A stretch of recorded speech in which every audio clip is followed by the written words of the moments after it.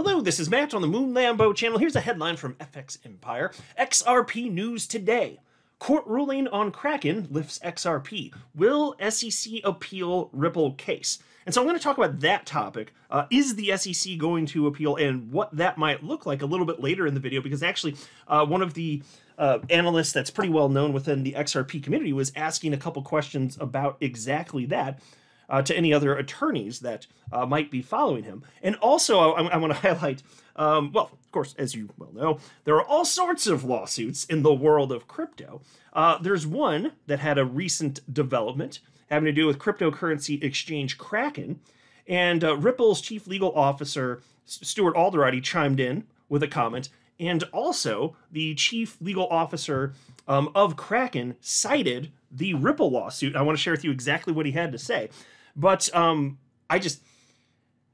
it's amazing what we've gone through, honestly. Sometimes I like, when I think about, is this real life? It's like stunned amazement that the last several years are a real thing. Like, they all really happened here. And we all went through it. We had front row seats to the SEC v. Ripple case.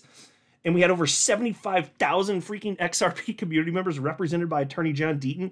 And we just absolutely, as a community, bitch smack those little asshat pricks at the SEC. You'd love to see it. You'll love to see it. And Ripple, we owe them tons of thanks. Because look, I don't know about you, but I own a lot of different cryptocurrencies. 42 to be specific. And yes, XRP is my largest individual holding, but I care about the rest too. And a lot of the ones that I hold are still under attack by the SEC. But thanks to what Ripple did, there's reason to believe that what's most probable is that we're going to end up better for this on the other side of these legal battles. We'll just have proven to have been correct yet again. But before going further, I do want to be clear, I do not have a financial background of any kind. I'm not offering financial advice, and you definitely should not buy or sell anything because of anything I say or write. I'm just an enthusiast who enjoys making YouTube videos about crypto-related topics, but just as a hobby and just for fun. All right, so there's a thread from Marco Santori. He is the chief legal officer over at Kraken, and I'm going to share with you what he had to say because he specifically referenced what happened in the SEC v. Ripple lawsuit. But first, I thought I'd share with you what Stuart Alderati had to say in response to that thread. And he simply wrote, another court, this time in the Kraken case, confirms there's no such thing as a crypto asset security. Bad news for the SEC, whose entire regulation by enforcement strategy hinges on that failed premise. Exactly, and so it would always grind my gears when I'd see Gary Gensler and the like claim that something is a crypto asset security. That is not a thing that exists. It literally doesn't exist. It's not, there is no such thing. Burns my biscuits, son. But, good news is, again, we're on the right side of history, very obviously. And so here is what Marco Santori, the chief legal officer at Kraken, had to say. Today, the federal court for the Northern District of California ruled, as matter of law, that none of the tokens trading on Kraken are securities. This is a significant win for Kraken, for the principle of clarity, and for crypto users everywhere. It also confirms Kraken's long-standing position that it does not list securities. Furthermore, the court found the SEC's self-serving invention of the crypto asset security, in quotes there, crypto asset security concept to be, quote, unclear at best and confusing at worst, end quote. Again, it's just amazing because you go back about a year and a half and Gary Gensler was going on national television left and right bragging about the SEC's victories that it had up to that point. It's just like, we haven't even lost one yet. I'm a Mr. Burns lookalike. And so that's clearly not the case. Singing a little bit of a different tune now, you may have noticed. Because it's been defeat after defeat after defeat in the world of crypto with rare exception. It really has been. You think about what happened with Ripple, of course, but there's grayscale. And then even if you just look at a lot of the wording from judges in various cases, including this one, they're telling the asshat pricks over the SEC, no. Look at the quote there. Again, unclear at best and confusing at worst, end quote. That's what the court says. Of course, we're on the right side of history. Anyway, Marco continues. The court called out the SEC's straw man tactics too, wondering aloud and on the record why the SEC consistently mischaracterizes Kraken's position as requiring a written contract for there to be a security. Yet, the court still permitted the case to proceed to discovery. How? Read on. Yeah, so I'll pause to note this.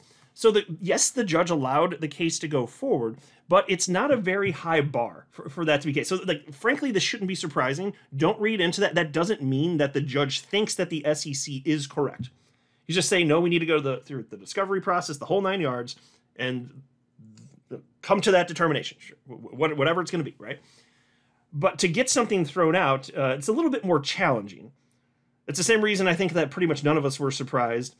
That's pretty much, you know, honestly, off the top of my head, maybe I'm just forgetting something. I can't think of a single case that was dismissed. Maybe there was one and it's just not occurring to me in this moment, but it doesn't usually happen. So it shouldn't be surprising. But again, that's not a sign that there's actually something wrong here. Anyway, Marco continues. Fundamentally, the court in Kraken's case made the same distinction as in the Ripple case. A token isn't a security, but agreements around a token could be. Folks, the court said that. The court in Kraken's case made the same distinction as in the Ripple case. Now, that's why I was saying at the outset of the video, like, it is incredible what we've been through, and we, as an XRP community, and Ripple's part of that too, we absolutely had a major impact. Absolutely. It's just astonishing, frankly. And then he says, the SEC unqualifiedly, just pop down for no reason, hold on. I don't know why it does this so recently, X, formerly Twitter, when you click on a post in a thread, it'll load it, but then it'll like scroll you way down or way, I don't know why the hell it happens. Trying to record here, damn it. Anyway, so he says the SEC unqualifiedly lost on this tokens are securities theory and will not be permitted to rely on it going forward. Instead, it will need to prove for every alleged transaction on Kraken that the Howey test factors are satisfied. They aren't, and we look forward to proving this in discovery. Kraken will fight, and Kraken will win. But more importantly, applying the standard across the industry under the SEC's regulation by enforcement approach will require extensive, expensive, and time-consuming discovery for each of the millions or billions of dollars, they're actually talking about transactions, in a given asset. Litigation without end. Yeah, and so the SEC, part of their strategy has been, I don't think it's going to work as well with Kraken here, but it's to try and bankrupt firms. Like they literally, the SEC, those disgusting monsters, they literally told Library, we're going to bankrupt you. And they did. They did. So the coin exists, but Library, the company that was developing, they're gone. It's just disgusting stuff here. And then he says, today's ruling confirms what we've been saying all along. The SEC cannot credibly regulate crypto by enforcement.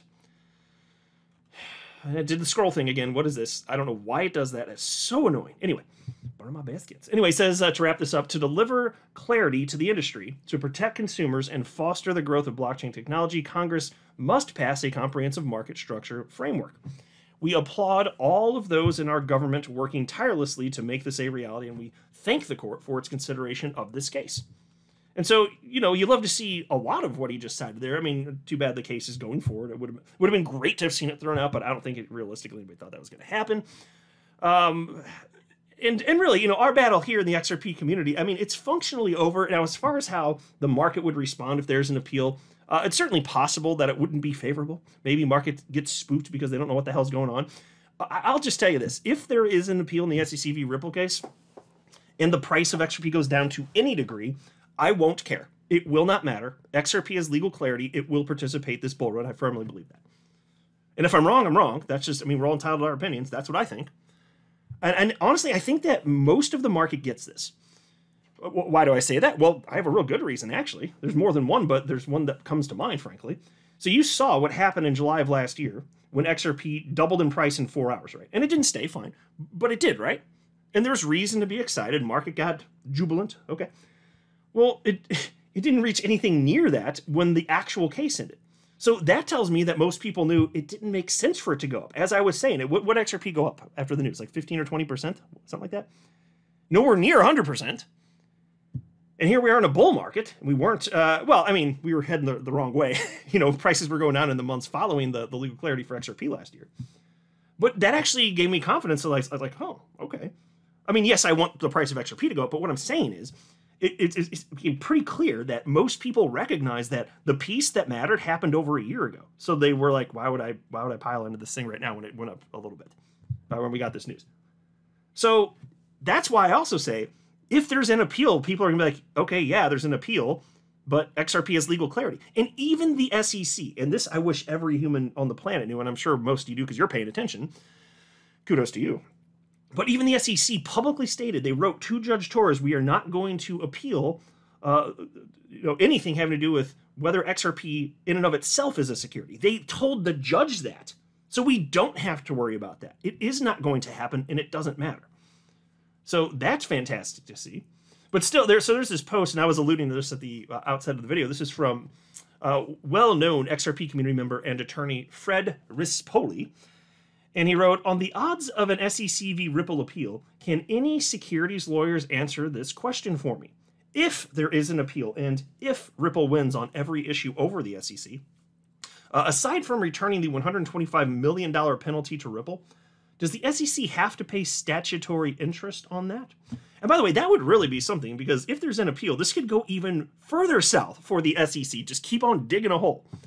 I don't know for sure what the odds of that are, and since I'm not an attorney, I'll hold off on too much speculation on that front. I'll not be surprised if the SEC does move forward. I'm not sure if they will, to be honest with you, because, I mean, if you look at the way that they publicly addressed the conclusion of this lawsuit, they were playing it off as though it's a win. Do you do that if you're planning on appealing? Probably not, right? But they still could. I mean, it's the SEC. I won't put anything past. Like, I will not be the least bit surprised. And even Stuart already said, yeah, I wouldn't be surprised if they do appeal. Now, they shouldn't. I also noticed this post. This is from an attorney. He's a general counsel at Ascend X. And so he responded to attorney Rispoli, and he said, generally, Ripple would stay payment of judgment pending appeal and might post a bond securing. If SEC loses, then the cost of the bond would typically be charged to it as part of the cost of appeal under FRAP 39 at discretion of Second Circuit, like any bill of costs. So that's what he says the answer to that specifically would be. But wouldn't it really be something if they appeal and then there is no penalty as a result of that? I would love that. That would just crack me up. Either way, the SEC, I mean, I know they're playing it off like a win, but they asked for $2 billion. Those little punk-ass bitches, they did not win. They're trying to save face, and maybe if people haven't followed the story sufficiently, maybe they'll believe that, or from the tone of it, they'll just be like, yeah, okay, I guess the SEC is protecting us. Okay, no, but I can see that's the only way that anybody, or you have to be an absolute moron. So there's a couple ways that could go. But we'll find out together. I mean, again, even if the price goes down, if there's an appeal, whatever. I don't think it matters. I really don't. And I think the vast majority of speculators out there do understand that. And the ones that don't, fine, maybe they panic sell, but the rest of us won't, right? So anyway, that's what I think will happen if there is an appeal. What do you guys think? Let me know in the comment section below. I'm not a financial advisor. You should not buy or sell anything because of anything I say or write. That would be a very, very, very bad idea. Until next time, to the moon, Lambo.